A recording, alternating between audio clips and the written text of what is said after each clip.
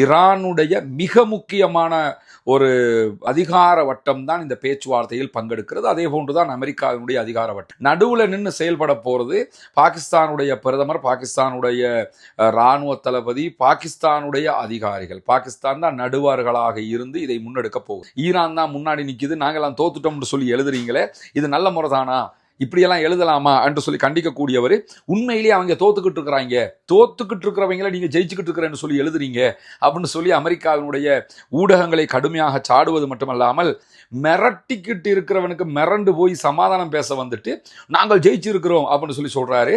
இது அமெரிக்கர்களே தற்போது அமெரிக்க அதிபரை காமெடியனாக பார்க்கக்கூடிய ஒரு நிலையாக மாறி இருக்கக்கூடிய சூழல்ல தான் இந்த பேச்சுவார்த்தை எப்ப ஜெயிக்கும் அப்படின்னு சொல்லி கேட்க போது, இது ஜெயிப்பதாக இருந்தால் இஸ்ரேலுக்கு முன்னுரிமை இல்லை, அமெரிக்காவுக்கே முன்னுரிமை. America first, not Israel first அப்படிங்கிற ஒரு நிலையை எடுத்தாங்கன்னு சொல்லி சொன்னா இந்த பேச்சுவார்த்தை வெற்றி பெறும்.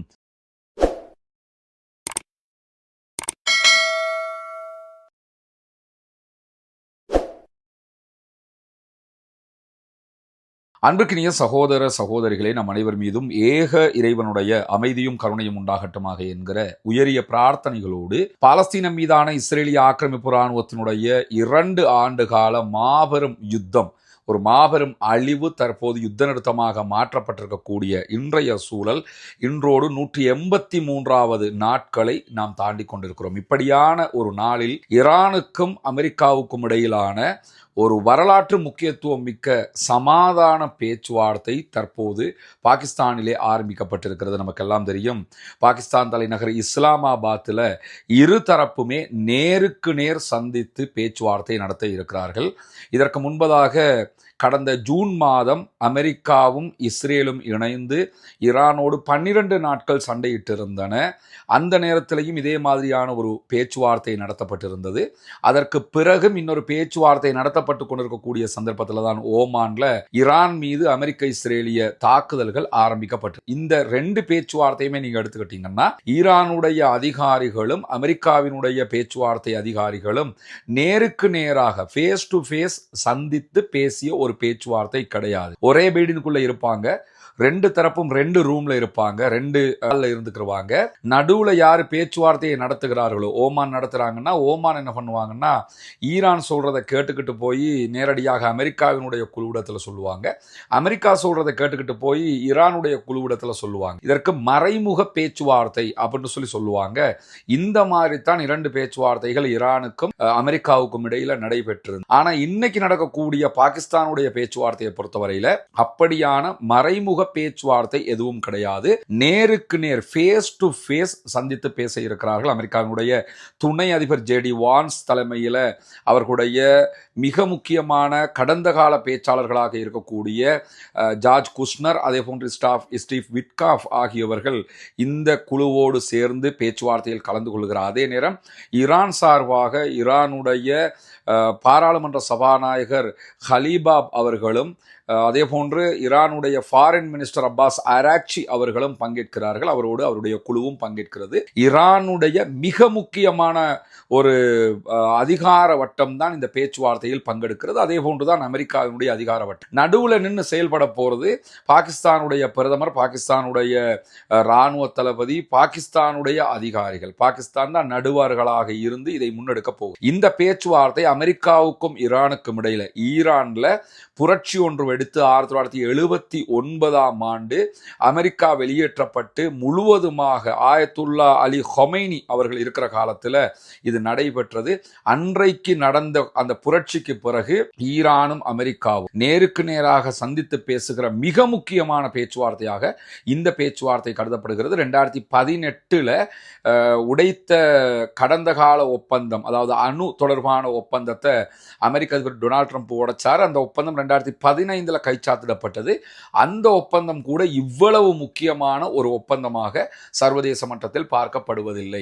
இப்படியான ஒரு ஒப்பந்தம் தான் இன்றைக்கு இந்த பேச்சுவார்த்தையின் மூலமாக நடைபெற இருக்கிறது. எனவே பாகிஸ்தான் முழுவதும் பலத்த பாதுகாப்பு ஏற்பாடுகளை தாண்டி இந்த பேச்சுவார்த்தை நடைபெறக்கூடிய இடம் என்பது 15 ஏக்கர் நிலப்பரப்பை கொண்ட ஒரு மாபெரும் பாகிஸ்தானுடைய மிக முக்கியமான ஒரு ஹோட்டல் வளாகம். அந்த ஹோட்டல் வளாகத்தில் பத்திரிகையாளர்களுக்கென்று தனி தனிப்பகுதி ஒதுக்கப்பட்டிருக்கிறது. அவர்கள் அங்கு இருப்பதற்கு அவர்களுக்கு தேவையான எல்லா ஏற்பாடுகளும் செய்து கொடுக்கப்பட்டிருக்கிறது.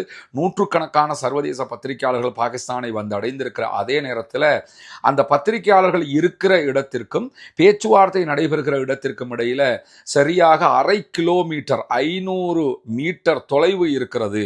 பத்திரிகையாளர்கள் இருக்கிற இடமும் பேச்சுவார்த்தை நடக்கக்கூடிய இடமும் ரொம்ப தூரத்தில் இருக்கக்கூடிய இடங்களாக இருக்கிறது. அப்படியான ஒரு இடத்துல தான் இந்த பேச்சுவார்த்தை நடைபெறப் போகிறது. பேச்சுவார்த்தை தற்போது ஸ்டார்ட் ஆகி இருக்கிறது என்கிற செய்திகள் வெளியாகி கொண்டிருக்கக்கூடிய சூழல்ல தான் இது தொடர்பாக மேலதிக பல செய்திகள் வெளியாகி இருக்கிறது. குறிப்பாக ஈரானுடைய பேச்சுவார்த்தை குழுவின் தலைவராக இருக்கக்கூடிய முகமது ஹலீபாப் அவர்கள் தெரிவித்திருக்கக்கூடிய ஒரு கருத்து, எங்களுடைய கோரிக்கைகளை அவர்கள் ஏற்றுக்கொள்ளாத பட்சத்தில் நாங்கள் கண்டிப்பாக மீண்டும் ஒரு யுத்தத்திற்குத்தான் போவோம் என்று சொல்லியிருக்கிறார்.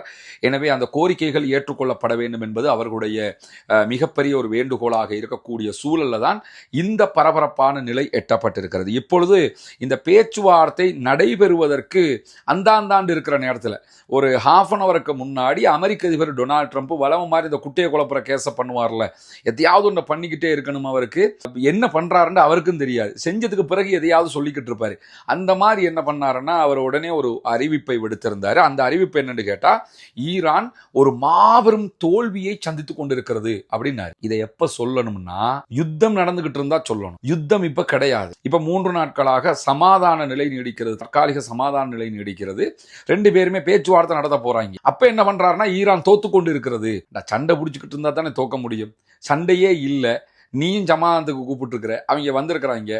அப்படி இருக்கும்போது எப்படி அவர்கள் தோற்று கொண்டிருப்பார்கள் என்கிற செய்திகளை சொல்ல முடியுமா? சொல்ல முடியாது. ஆனா இது வீம்பாக அவர் என்ன அவர் மென்டலி பிரச்சனையாங்கிறது தெரியல. அதை பத்திரிகையாளர்களும் கேட்கறாங்க, உங்களுக்கு மென்டலி ஏதாவது பிரச்சனையான்னு. அந்த அளவுக்கு அவருடைய நடத்தைகள் இருக்கக்கூடிய சூழல்ல தான் அவர் என்ன சொல்றாருன்னா, ஊடகங்களுக்கு கடுமையா திட்டுறாரு.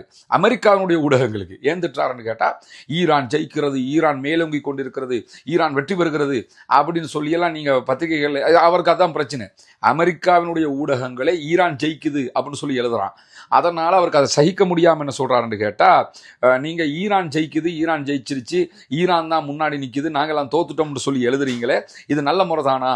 இப்படியெல்லாம் எழுதலாமா என்று சொல்லி கண்டிக்கக்கூடியவர், உண்மையிலேயே அவங்க தோத்துக்கிட்டு இருக்கிறாங்க, தோத்துக்கிட்டு இருக்கிறவங்களை நீங்க ஜெயிச்சுக்கிட்டு இருக்கிறேன்னு சொல்லி எழுதுறீங்க அப்படின்னு சொல்லி அமெரிக்காவினுடைய ஊடகங்களை கடுமையாக சாடுவது மட்டுமல்லாமல், அதுவும் சாதாரண தோல்வியா ஈரான் தோத்து கொண்டிருக்கிறது, மாபெரும் தோல்வியை சந்தித்துக் கொண்டிருக்கிறார்கள் என்பது அனைவருக்கும் தெரியுங்கிறாரு. அனைவருக்கும் தெரிஞ்சா அமெரிக்காட மீடியா ஏன்யா உட்கார்ந்துக்கிட்டு ஈரான் ஜெயிக்குதுன்னு சொல்ல போறான்?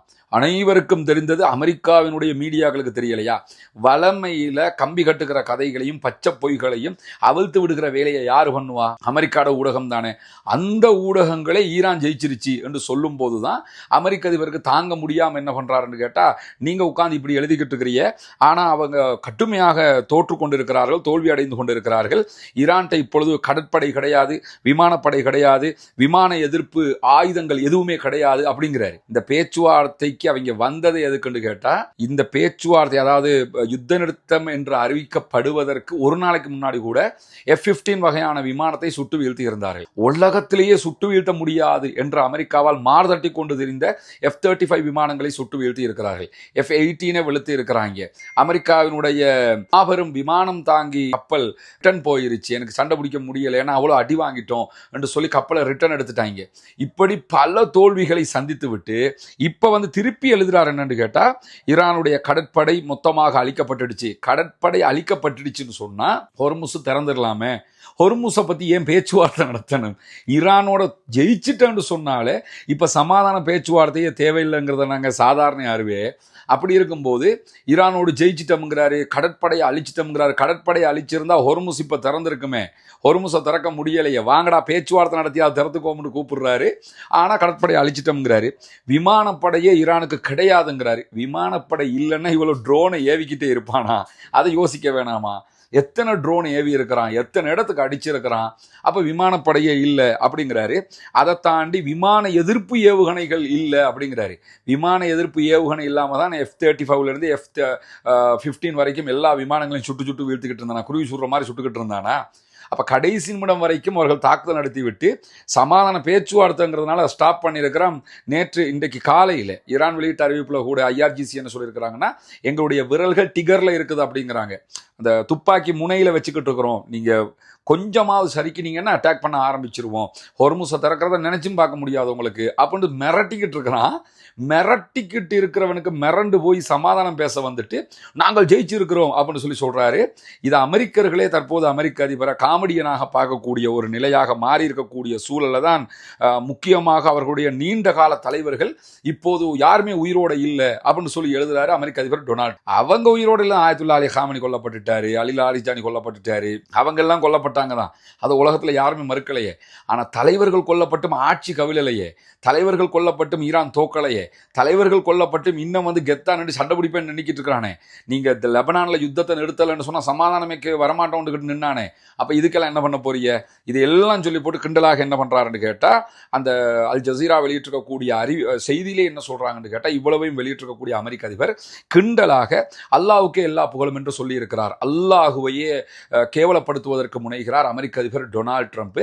இந்த அமெரிக்க அதிபருக்கு வால் பிடிக்கக்கூடிய, அமெரிக்காவுக்கு முழுக்க முழுக்க ஜால்ரா அடிக்கக்கூடியவர்கள் தான் இனிமேல் இதை பற்றி யோசிக்க கடமைப்பட்டிருக்க. அவங்களுடைய ஈமானை பத்தி அவங்க யோசிக்கிறேன். அல்லாஹ்வையே கேவலப்படுத்தி பேசிக்கிட்டு இருக்கிறான், அல்லாஹ்வையே அசிங்கப்படுத்துறதுக்கு நினைச்சுக்கிட்டு இருக்கிறான். அந்த மாதிரி காரியங்களை எல்லாம் பண்ணக்கூடியவனுக்கு பக்கபலமா நின்றுக்கிட்டு ஈரான் தோத்து நாசமானாலும் பரவாயில்லை, ஈரான் எக்கேடுகட்டு போனாலும் பரவாயில்லை, அமெரிக்காவும் இஸ்ரேலும் ஜெயிச்சிடணும், அமெரிக்காவுக்கும் இஸ்ரேலுக்கும் பக்கபலமாக இருக்கக்கூடிய அரபு நாடுகளோட தான் நம்ம நிற்கணும், இந்த மாதிரி எல்லாம் நினைக்கக்கூடியவங்க இந்த மாதிரி வார்த்தைகளை எல்லாம் கொஞ்சம் யோசிச்சு பார்க்கணும். அல்லாஹுவையே எவ்வளவு இழிவுபடுத்தி அவன் பேசக்கூடிய நிலையில இன்றைக்கு இதற்கு பதிலடியை உடனடியாக ஈரானும் கொடுத்திருக்கிறது. பேச்சுவார்த்தை நடக்குது, அது வேற விஷயம், பதிலடியையும் கொடுத்திருக்கிறாங்க. மேலதிகமாக அவங்க கொடுத்திருக்கக்கூடிய பதிலடியில் ஒரு முக்கியமானது என்னன்னா, அமெரிக்க அதிபர் பேசும்போது எழுதும்போது ஒரு செய்தியை சொல்றாரு. இப்போ ஹொர்முஸ் ஜலசந்தி இருக்குதா இல்லையா, அந்த ஹொர்முஸ் நீர்ப்பரப்புல அமெரிக்காவினுடைய ஒரு நேவி கப்பல் போயிருக்குது, அங்க இருக்கக்கூடிய ஈரான் வச்சிருக்கக்கூடிய கன்னி வெடிகளை எல்லாம் அகற்றுவதற்கு ஆரம்பிச்சிருக்கிறோம் அப்படின்னு. பேச்சுவார்த்தையே ஆரம்பிக்கப்படலை, இப்பதான் ஆரம்பிச்சிருக்கிறீங்க, அதுக்குள்ள நாங்க கன்னி வெடி அகற்ற போகிறோம், நீ உள்ள நுழைஞ்சிருந்தா இவ்வளவுக்கும் என்ன நடந்திருக்கும், பேச்சுவார்த்தை நடக்குமா, சாம்பல் பண்ணிருப்பானுங்களா இல்லையா? அதுக்குள்ள என்ன செஞ்சிட்டாருன்னு கேட்டா, அமெரிக்காவுடைய நேவி கப்பல் ஒன்று பயணித்தது, அப்ப உடனே முதல் தடவையாக ஒரு நேவி கப்பல் ஹொர்முஸில் போயிருக்கிறது அமெரிக்காவினுடைய என்றெல்லாம் செய்தி போட்டாங்க. ஈரான் தெளிவாக டிக்ளேர் பண்ணியிருக்கிறாங்க, எந்த கப்பலும் போகல, பொய் சொல்லிக்கிட்டு இருக்கிறாங்க. அப்படி போயிருந்தா சாம்பலை தான் நீங்க அள்ளிட்டு போயிருக்கணும், எந்த கப்பலுமே ஹொர்முஸ் வழியாக போகல, அது பச்சை பொய்ன்னு சொல்லி மிக தெளிவாக ஈரானுடைய அரசு ஊடகமே அந்த செய்தியை சொல்லியிருக்காங்க. ஹொர்முஸ் முழுவதும் ஈரானுடைய அண்டர் கண்ட்ரோல்ல இருக்குது அப்படிங்கிறத புரிஞ்சு கொள்ளுகிறார். அதே நேரத்தில் இன்னைக்கு இந்த பேச்சுவார்த்தைக்காக வரும்போது ஈரானுடைய தூதுக்குழு தனக்கான பெயராக நாங்கள் யாரு, நாங்கள் ஈரானுடைய டெலிகேஷன்ஸ் அப்படின்னு சொல்லாம அவங்க என்ன பேர் போட்டுக்கிட்டாங்கன்னா, மினாப் 168 அப்படின்னு சொல்லி போட்டுக்கிட்டாங்க. ஈரானுடைய டெலிகேஷன்ஸ் தான் அவங்க, பட் அவங்க போட்டிருந்த பேர் என்னன்னா மினாப் 168 என்பதை தான் போட்டிருந்தாங்க. இந்த மினாப் 168 சொல்றது எதுக்குன்னு கேட்டா, இஸ்ரேல் ஈரான் மேல இந்த அமெரிக்க இஸ்ரேலிய வார் ஆரம்பிச்சதோட ஈரான் மேல முதல் அட்டாக்கை எங்க பண்ணினாங்கன்னு கேட்டா, மினாப் என்கிற சில்ட்ரன்ஸ் ஸ்கூல் மேலதான் நடத்தி இருந்தாங்க. அங்கிருந்த படித்து கொண்டிருந்த பச்சிலம் குழந்தைகள் 168 அப்பாவி பிள்ளைகள் ஒரே அட்டாக்ல கொல்ல. ஆனா 40 நாள் வார் நடந்திருக்குது, ஈரான் இஸ்ரேலுடைய ஒரு ஸ்கூலை கூட அடிக்கல, ஒரு யூனிவர்சிட்டி மேல கூட கை வைக்கல, எந்த ஒரு பொதுமக்கள் இலக்குகளுக்கு கூட அடிக்கலைங்கிறத நீங்க தெளிவாக புரிஞ்சிருப்பீங்க. ஆனா இந்த 40 நாள் வாருக்குள்ள அமெரிக்காவும் இஸ்ரேலும் இணைந்து ஈரானுடைய கிட்டத்தட்ட 800க்கும் மேற்பட்ட பாடசாலைகள் மேலே, ஸ்கூல்ஸ் மேலே, 800 ஸ்கூல் மேல அட்டாக் பண்ணியிருக்கிறாங்க, 30க்கும் மேற்பட்ட பல்கலைக்கழகங்கள் மேல அட்டாக் பண்ணியிருக்கிறாங்க. அப்ப யாரு இங்க ஜனநாயகவாதி, யாரு மனிதநேயத்தோடு இருப்பவர்கள், யாரு மிருகத்தனமாக நடப்பவர்கள் என்பதை உலகம் பார்க்கிறதா இல்லையா, அதை காட்டுறதுக்கு தான் இன்னைக்கு என்ன பண்ணினாங்கன்னு கேட்டா, விமானத்தில் வந்தவங்க விமானத்துக்கும் தன்னுடைய தூதுக்குழுவுக்கும் பேரை என்ன போட்டாங்கன்னா மினாப் 168 சொல்லி போட்டுக்கிறாங்க. அந்த சேர்ல எல்லாம் அந்த குழந்தைகளுடைய போட்டோக்கள் வைக்கப்பட்டிருந்ததை எல்லாம் நீங்க புகைப்படங்களை பார்த்திருப்பீங்க. அது எதுக்குன்னு கேட்டா, எங்களுடைய பிள்ளைகள் கொல்லப்பட்டிருக்கிறார்கள், எங்களுடைய பல்கலைக்கழகங்கள் அழிக்கப்பட்டிருக்கிறது, எங்களுடைய ஸ்கூல்ஸ் அழிச்சிருக்கிறாங்க, ஆனா நாங்க எதையுமே அப்படி பண்ணல, நாங்க யுத்தம் தான் பண்ணினோம், டிஃபென்சிவ் யுத்தம் தான் பண்ணினோமே தவிர நாங்கள் அநியாயம் பண்ணவில்லை என்பதை உலகத்திற்கு காட்டி நாங்கள் ஜனநாயக ரீதியாக இதை எதிர்கொள்வதற்கு தயார் என்பதையும் அழகாக ஈரான் ஒரு பாடமாக உலகத்திற்கு படித்து கொடுத்திருந்ததை நம்ம பார்க்க முடிகிறோம். அதே நேரத்தில் இன்றைக்கு இந்த பேச்சுவார்த்தை ஆரம்பிக்கப்படுறதுக்கு முன்னாடி ஈரானுடைய ஒரு முக்கியஸ்தர் சொன்ன ஒரு செய்தி அல் ஜசீரா சுட்டி காட்டுகிறது. அது என்னன்னு கேட்டா, இந்த பேச்சுவார்த்தை எப்ப ஜெயிக்கும் அப்படின்னு சொல்லி கேட்க போது, இது ஜெயிப்பதாக இருந்தால் இஸ்ரேலுக்கு முன்னுரிமை இல்லை, அமெரிக்காவுக்கே முன்னுரிமை, America first not Israel first அப்படிங்கிற ஒரு நிலையை எடுத்தாங்கன்னு சொல்லி சொன்னா இந்த பேச்சுவார்த்தை வெற்றி பெறும். எங்க மேல அட்டாக் பண்ணினது அமெரிக்காவோட தேவைக்கு இல்லை, இஸ்ரேலுடைய தேவைக்கு. எங்க குழந்தைகளை கொண்டது இஸ்ரேலுடைய தேவைக்கு, காசாவில் பிள்ளைகளை கொள்றது இஸ்ரேலுடைய தேவைக்கு, லெபனான்ல கொள்றது இஸ்ரேலுடைய தேவைக்கு. எனவே இஸ்ரேல் தான் இந்த அநியாயத்தை பண்றான்.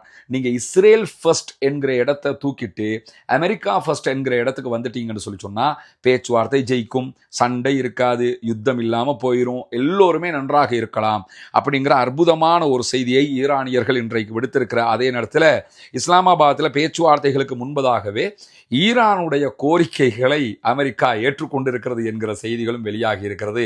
பாவம் ட்ரம்ப்.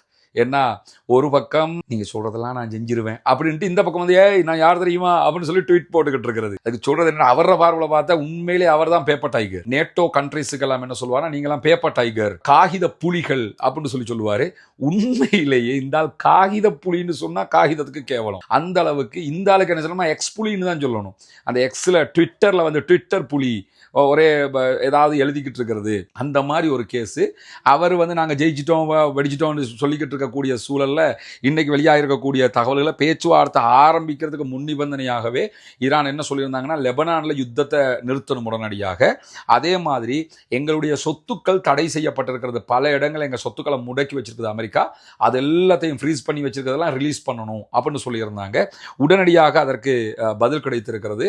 பேச்சுவார்த்தைக்கு முன்பதாகவே அமெரிக்காவுடைய டெலிகேஷன்ஸ் அமெரிக்காவோட பேசி என்ன பண்ணியிருக்கிறாங்கன்னு கேட்டால், கத்தர்லையும் வெளிநாட்டு வங்கிகளையும் முடக்கப்பட்டிருக்கக்கூடிய ஈரானுடைய சொத்துக்களை விடுவிப்பதற்கு ஒப்புக்கொண்டிருக்கிறார்கள். எல்லாரும் பேச்சுவார்த்தையில தான் ஒப்புக்கொள்வாங்க. பேச்சுவார்த்தைக்கு வாங்கடான்னு சொல்லி பேசுறதுக்கு முன்பதாகவே பேச்சுவார்த்தையில பேச வேண்டியதை ஒப்புக்கொண்ட ஒரே ஆக்கள் அமெரிக்காக்காரங்க தான். பாவம் அமெரிக்கா என்கிற அளவுக்கு நிலைமை இருக்கிறது. யுத்தத்திலையும் தோத்து பேச்சுவார்த்தையிலையும் தோற்று போய் இருக்கக்கூடிய ஒரு சூழல். அதை தாண்டி ஈரானுடைய பாதுகாப்பு கவுன்சில், செக்யூரிட்டி கவுன்சில் இருக்கிறதா இல்லையா, அது வெளியிட்டிருக்கக்கூடிய அறிவிப்பில் என்ன சொல்லியிருக்கிறாங்கன்னு கேட்டால், ஈரானுடைய 10 அம்ச திட்டத்தை ஒப்புக்கொள்ளுகிற நிர்பந்தம் அமெரிக்காவுக்கு வந்திருக்கிறது, அதை புரிந்து கொள்ளுங்கள் அப்படின்னு இருக்கிறாங்க. ஏன்னா நீங்கள் வரலன்னா நாங்கள் திரும்பி போயிடுவோம், போய் சண்டையை பிடிப்போம் அப்படிங்கிற லெவலில் தான் அவர்களுடைய நிலை இருக்கக்கூடிய சூழல். மட்டுமல்லாமல் இப்போ ட்ரம்ப் இந்த மாதிரி அறிக்கையெல்லாம் போடுறதுக்கு என்ன காரணம் என்பதையும் அல் ஜசீரா மிக அழகாக தெளிவூட்டுகிறது. என்னன்னு கேட்டால், அதாவது ஜேடி வான்ஸ் இருக்கிறாரா இல்லையா, அமெரிக்காவுடைய துணை அதிபர், அவர் கொஞ்சம் ஒரு நெகிழ்வான ஒரு ஆள், அவர் கொஞ்சம் சிரிச்சு பேசக்கூடிய ஒரு ஆள், எடுத்தெடுப்புக்கு மூஞ்சில் அடிக்கிற மாதிரி பேசுகிற ஒரு ஆள் கிடையாது, கொஞ்சம் விட்டு. ஏன்னா அரசியல்வாதி, அவர் பக்கா அரசியல்வாதி. அதனால தான் அவரை இந்த வாட்டி தேர்வு செஞ்சு அனுப்பினாங்க, நீங்க போய் பேசுங்க அப்படின்னு. அவர் ஈரானுக்கு வந்து இறங்கினதோட நல்ல கருத்துக்களை நாங்கள் திறந்த மனதோட வந்திருக்கிறோம், ஈரான் எங்களோடு கண்ணியமாக நடந்து கொண்டால் நாங்களும் நடந்து கொள்வோம்ங்கிற விதமாக எல்லாம் சொல்லிட்டாரு. பேச்சுவார்த்தை கூட ஃபேஸ் டு ஃபேஸ் இருக்கணும்னு அவர் தான் முடிவெடுத்திருக்கிறாரு. இந்த மாதிரி அவர் நடக்கிறதையெல்லாம் பார்த்தா தலைவனுக்கு எங்கேயோ புகைய ஆரம்பிச்சிட்டு, ஜேடி வான்ஸ் இதில் பேச்சுவார்த்தையை நடத்தி ஜெயிச்சுட்டு வேற மாதிரி கொண்டு வந்துட்டாருன்னா, நம்ம இராணுவத்தை அனுப்பி டொனால்ட் ட்ரம்ப் தோத்தாரு, பேச்சுவார்த்தையில் போய் ஜேடி வான்ஸ் ஜெயிச்சிட்டாரு அப்படின்ட்டு ஆயிருமே, ஈரானுக்கு கொடுக்க வேண்டியதெல்லாம் கொடுத்துவிட்டு எல்லாம் யுத்தத்தை நிறுத்துங்கன்னு சொல்லி. ஏன்னா யுத்தம் நடத்துவதில் ஜேடி வான்ஸுக்கு உடன்பாடு கிடையாது, அவர் பலமுறை சொல்லிட்டாரு. அப்படி இருக்கும்போது இந்த மாதிரி பண்ணிட்டாருன்னா அது பெரிய பின்னடைவா போயிருமே அப்படிங்கிற காரணத்தினாலையும் உடனே இப்படி அங்கே பேச்சுவார்த்தைக்கு குழு போய் நிற்குது.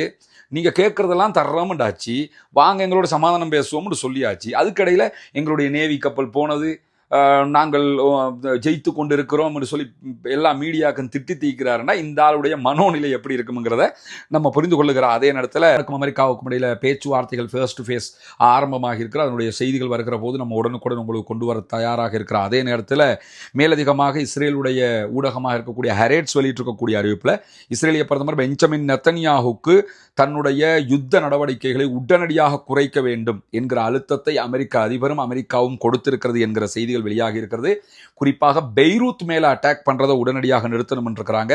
லெபனானுடைய கவர்மெண்டோட பேச்சுவார்த்தை நடத்தணும், அதே மாதிரி இந்த யுத்தத்தை முடிவுக்கு கொண்டு வரணும் என்கிற அழுத்தங்கள் தொடர்ந்து கொடுக்கப்பட்டு வருகிறது என்கிற செய்திகளுக்கு மத்தியில் எப்படியாவது லெபனான் கவர்மெண்ட் என்ன பார்க்குறாங்கன்னு கேட்டால், இஸ்ரேலோட ஒரு பேச்சுவார்த்தை நடத்தி கொள்ள பார்க்குறாங்க. அது எதுக்குன்னு கேட்டால், ஈரான் திரும்ப திரும்ப லெபனானில் யுத்த நிறுத்தமும் சேர்ந்து தான் வரணும் என்று சொல்லும் போது லெபனானில் சண்டை பிடிக்கிறது ஈரானுடைய ஆட்கள், அதாவது ஹிஸ்புல்லாக்கள். அதே நேரத்தில் லெபனான் கவர்மெண்ட்டை நீங்கள் எடுத்துக்கிட்டிங்கன்னா அமெரிக்காவுக்கு ஃபேவராக தான் அவங்க இருப்பாங்க. ஈரானோட இருந்ததுக்கு அமெரிக்காவுக்கு ஃபேவராக தான் இருப்பாங்க. இப்படி இருக்கிறதுனால இப்போ ஈரான்காரன் சொல்லி அமெரிக்கா யுத்த நிறுத்தத்துக்கு ஒப்புக்கொண்டு லெபனான் மீதான தாக்குதல் எல்லாம் நிறுத்திட்டாங்கன்னு சொன்னால் லெபனானுக்கு கவர்மெண்ட் எதுக்குங்கிற கேள்வி வந்துடும்.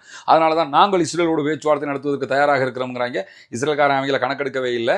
ஆனால் அமெரிக்கா தற்போது இந்த லெபனான் போரை நிறுத்துறதுக்கு அழுத்தம் கொடுத்து கொண்டு இருக்கிறது என்கிற செய்திகள் வெளியாகி கொண்டிருக்கு. ஏன்னா யுத்த நிறுத்த பேச்சுவார்த்தைக்கு முன்பதாகவே இதெல்லாம் ஃபைனல் ஆகி கொண்டிருக்கக்கூடிய சூழல்ல இந்த யுத்தத்தை அவர் லெபனான் மீதான அட்டாக்கை ஏன் நடத்துறாருன்னு சொல்லி சொன்னால் அவர் தேர்தலில் தோத்துருவார். இந்த யுத்தத்தில் தோத்துட்டா அவர் தேர்தலில் நெத்தனியாகு தோத்துருவார். அதுக்காகத்தான் இன்றைக்கும் இஸ்ரேலுக்குள்ள எடுக்கப்பட்டிருக்கக்கூடிய ஒரு மிகப்பெரிய கருத்து கணிப்புல இன்றைக்கு தேர்தல் நடந்தால் முன்னாள் பிரதமர் பென்னட் தான் அதிக இடங்களை பெற்று மீண்டும் பிரதமராக தெரிவு செய்யப்படுவார். பெஞ்சமின் நெத்தனியாகு முதலில் வீட்டுக்கு போவார், இரண்டாவதாக ஜெயிலுக்கு போவார் என்கிற செய்திகள் வெளியாகி இருக்கக்கூடிய சூழல்ல ஹெஸ்புல்லாக்களும் லெபனான் மீதான தாக்குதலுக்கு மறு தாக்குதலாக இஸ்ரேலுடைய பட இடங்களை இலக்கு வைத்து கடுமையான தாக்குதல்கள் நடத்துகிறார்கள். அட்டாமிக் குடியிருப்பு பகுதிகளில் தாக்குதல்கள் நடத்தப்பட்டிருக்கிறது. இஸ்ரேலுடைய இராணுவ உள்கட்டமைப்புகள் மீது கடுமையான தாக்குதல் நடத்தப்பட்டிருக்கிறது. ராக்கெட் தாக்குதல்கள் நடத்தப்பட்டிருக்கிறது. மெட்டுல்லாவில் இஸ்ரேலுடைய ஆக்கிரமிப்பு படையை நோக்கி தாக்குதல்கள் நடத்தப்பட்டிருக்கிறது. அதில் இஸ்ரேலிய படையைச் சேர்ந்தவர்கள் கொல்லப்பட்டிருக்கிறார்கள் என்கிற செய்திகள் பதிவாகி இருக்கிற அதே நேரத்தில் பிந்து ஜபல் பகுதிகளில் இருந்த இஷ்ராக் என்கிற ஒரு ஸ்கூல் பகுதிகளில் இஸ்ரேலிய ஆக்கிரமிப்பு இராணுவம் அந்த ஸ்கூலை கைப்பற்றி அந்த பில்டிங்களை கைப்பற்றி வச்சிருந்த நேரத்தில் அந்த படையின் மீது தாக்குதல்களை நடத்தி அழித்திருக்கிறோம் என்கிற செய்திகளையும் தற்போது லெபனானில் இருக்கக்கூடிய ஹிஸ்புல்லாக்கள் வெளியிட்டிருக்கிறார்கள். எனவே பரபரப்பான ஒரு சூழலோடு பேச்சுவார்த்தைகள் ஆரம்பித்திருக்கிறது. அமெரிக்காவும் ஈரானும் இந்த பேச்சுவார்த்தைகள் நாளை இரவு வரைக்கும் நடப்பதற்கான வாய்ப்புகள் இருக்கிறது என்று சொல்லப்படுகிறது. ஈரானிய அப்பாவிகள் மீதான ஆக்கிரமிப்புகள் நிறுத்தப்பட்டு முழு மத்திய கிழக்கிலும் அமைதி திரும்ப வேண்டும் என்கிற உயரிய பிரார்த்தனைகளோடு ஆக்கிரமிப்பாளர்களுக்கு எதிராக தொடர்ந்தும் ஜனநாயக ரீதியாக குரல் எழுப்புவோமாக என்கிற அறிக்கைகளை முன்வைத்தவனாக முடித்துக் கொள்கிறேன். வாஹ்ரதா அல்ஹம்துலில்லாஹி ரப்பில் ஆலமீன்.